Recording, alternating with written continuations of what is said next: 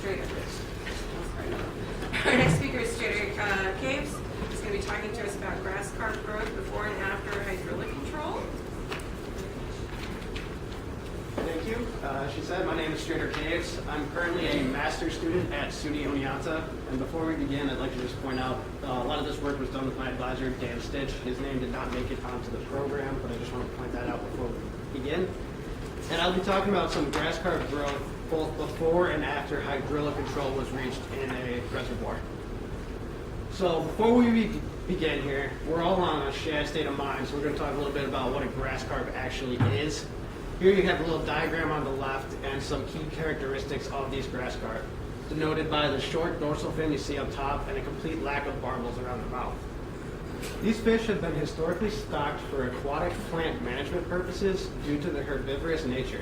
They prefer to eat these plants, and they could use for control these plants that have become a nuisance in many different systems. The preferred food source is actually hydrilla, which is the main plant they'll be talking about today as well. And they're also used in an integrated plant management strategies. It means they're coupled with other plant management techniques such as mechanical harvesting, as well as herbicide applications. And a combination effort is the best way to attack these plant problems. And one of the places that these guys have been historically stocked is Lake Gaston. This is Lake Gaston. We're getting a little bit out of the way here, but it is on the border of North Carolina and Virginia. That is the dotted line you see across the middle of the map. So it goes right across the middle of the reservoir there, right on the state line. And it's a dam system on the Roanoke River. So you can see all these dendritic little fingers that all these flooded tributaries over time. Also, there's some key morphometric characteristics of the lake in the bottom left. It's got a max length of over 34 miles. So this is a relatively large system we're talking about here that these grass carp have been stocked. And as I mentioned before, they prefer to eat this hydrilla. And that was a problem here in Lake Gaston in the past. So they're also part of this integrated pest management, coupled with these herbicide treatments in those dendritic fingers that you saw on the map previously. Over 80,000 grass carp have been stocked in this lake over time, with about half of them being stocked within the first 8 years, between 1995 and 2003. And the last stocking event was up until 2016. So these guys are still being stocked currently into this lake. This is a quick little diagram of this hydrilla coverage that you see over time. You have hectares there on the side, peaking at about 1,400 hectares. And on the bottom, you have the year. You can see this drastic reduction of this hydrilla over time. It's not steady. You can see the variation between the years, but there's that drastic drop off of this hydrilla. And I want to make special note of the year 2013. This is the year that the objective was met for hydrilla control in Lake Gaston. Previously, before this grass carp were stocked, this is the threshold that they wanted to meet. So this year 2013, this hydrilla control was reached here in Lake Gaston. These grass carp were stocked, so we had some fish collection. These grass carp have been studied in the past here in Lake Gaston. So we have some fish from 2006, 2007, 2009, 2010, and 2017. And you can see the number collected here with N. There's about 200 fish collected between 2006 and 2010, which was previous to that hydrilla control that I mentioned. And we have about 225 fish that were collected after that hydrilla control was reached. So we have this data set that overarches this control of hydrilla, which can lead to some interesting results going forward. These fish that once were collected, the otoliths were extracted, mounted, and polished for analyses back in the lab. Since we have this data set that overarches this hydrilla control in the year 2013, we had a couple questions about how these grass carp were actually growing and responding to the shift in hydrilla. One of them is there any difference in these grass carp growing over time? We had that 5 different years that we could tell if it's changing. And if they are changing, is this an effect of the hydrilla itself? Is there reduction of the hydrilla surface area affecting the growth of these fish?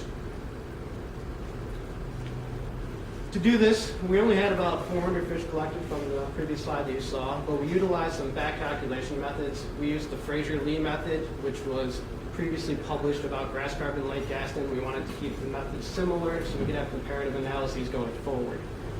And with these back calculations, we ended up with over 4,200 data points. So it was a great way to expand that data that we had previously collected We went from about 400 individual fish to over 4,200 different length at age data points. And with these data points, we decided to use the von Bertalanffy growth model. It's a very used figure, but I think it does a good job of explaining what the formula is and the different parameters. The ones I'm going to be talking about further today is L infinity here, denoted by this dashed line at the top, which is the asymptotic maximum length of fish, as well as K, which is the rate of approach to that asymptotic maximum length. So first off, we broke this data down by year. We had those year classes in 2006, 2007, 2009, 2010, and 2017. So we utilized a Bayesian hierarchical approach and added these years as this random effect. I'm just going to go over some model calibration. If anybody would like to talk about this further, I'd be happy to do so afterwards. And then we got some year-specific estimates of these von Bertalanffy parameters. And the ones I'm going to be harping on again is the L infinity and K. Right off the bat, we have a box plot here of the L infinity over time, that maximum length. On the side here is this L infinity denoted in millimeters, and on the bottom you have the year of collection that we have. And I'd like to point out that the dark bar across the middle is the mean, and you can see that drastic reduction of the mean maximum length over time. It goes from about 1,600 all the way down to less than 1,100 in 2017. So it's a drastic reduction in this maximum length of grass carp over time. Also, the confidence intervals really shrink down, so we become a lot more confident with that maximum length over this time frame that these fish were collected. Next, we have this K, which is that rate of approach to that maximum length. And you can see an opposite trend in these values. This could be denoted by these fish are not growing as large, so they're reaching that maximum length quicker. So that's that rate of approach. But again, we have that shrink of the confidence intervals and that change over time that these fish were collected.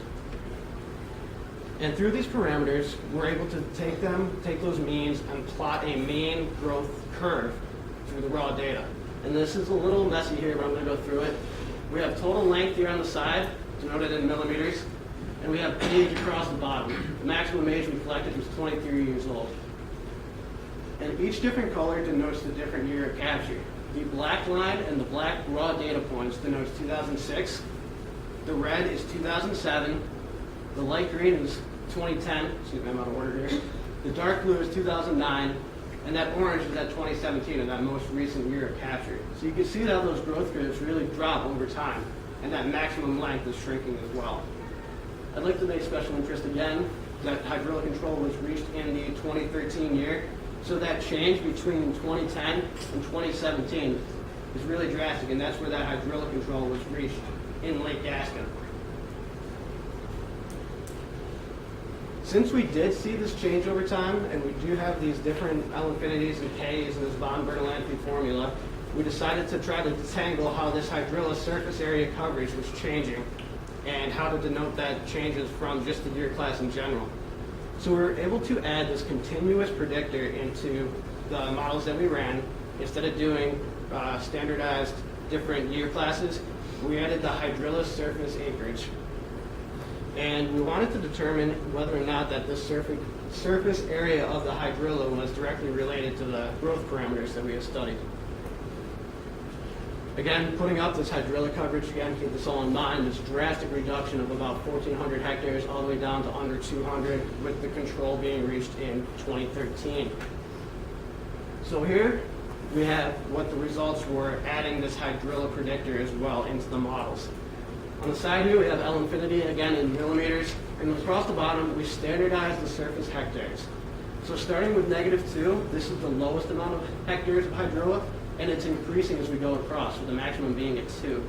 So as you increase the hydrilla surface area across the bottom here, you can see that drastic increase in L infinity, with the mean being the blue line and the 95% intervals being those dashed red lines. And you can see directly correlating this surface area of this hydrilla is the increase for L infinity. We have the same thing here with that influence of K, which is the rate of approach to that curve. And again, you can see that opposite trend. So as the L infinity is increasing, this K is decreasing. And it's decreasing as well with this hydrilla surface area coverage. So we're able to directly relate the growth changes in this population to the hydrilla coverage. So sum things up here really quick, that this change, the growth is changing over this time in Lake Gaston, and it is directly related to this hydrilla as a factor. And this could be useful going forward because the Lake Gaston Association reached out. They want to know what's going on in this lake. They have so many grass carp in here, what they are doing. And a quick management plug here that it's never over. There's no hydrilla in the lake. There is hydrilla, and we know that hydrilla can dominate a system in a relatively quick manner. So we're going forward, and we're going to try to continually see what these grass carp are doing in this lake. Quick thank yous real quick. The SUNY Oneonta Biological Field Station staff for assistance and equipment. NC State for the mounting and preparation of the otoliths. They just shipped them up to me and I started analyzing them. And the North Carolina Bowfishers Association for the collection of the fish as well. And with that, I think I talked just a little quickly, but take some questions if anybody has.